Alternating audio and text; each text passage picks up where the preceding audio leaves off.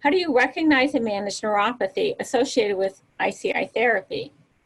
As you have been told, ICI therapy side effects are very different than the chemotherapy side effects you may have experienced in the past.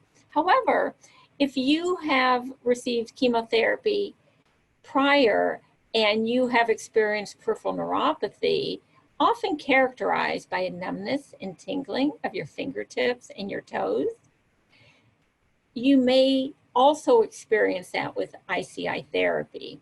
And that's something we want you to continue to tell us about. I want to know how it interferes with daily activities, such as dressing. For instance, are you able to put on your jewelry, or do you need assistance with it because your fine motor skills, your fingertips don't work as well because they're numb and you can't feel things as well, such as buttons. Ladies, do you have difficulty fastening a bra? Have you noticed that you've had to wear different shoes, something perhaps more sturdy or rubber soled because perhaps you don't feel the ground as well because your depth perception? So these are things that we want to know about each time that you get treatment so that we can potentially help with over-the-counter supplements. And sometimes there's prescription medicines that can lessen these effects. Now, these symptoms can be gradual and they can worsen, which we don't want to happen, but I need you to communicate with us and let us know if you're experiencing that.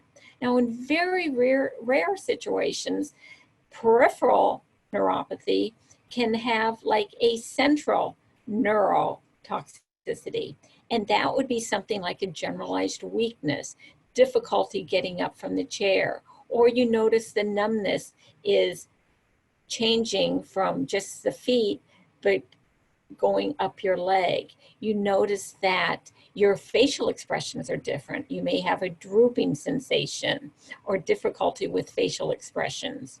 You may notice difficulty breathing, or you're having a subtle shortness of breath and feeling of being winded. Now, these are more rare, but obviously they're more significant and serious. So these would need a phone call to your practitioner immediately, or if there would be a shortness of breath scenario, we want you to go to the emergency room because we want to keep you safe. Once again, I don't want to scare you, but I want the take-home message here to communicate with us and let us know of any new symptoms, and especially symptoms that are worsening and potentially causing harm, such as shortness of breath, facial changes, memory changes a caregiver or family member may notice, so that we can keep you safe and correct this.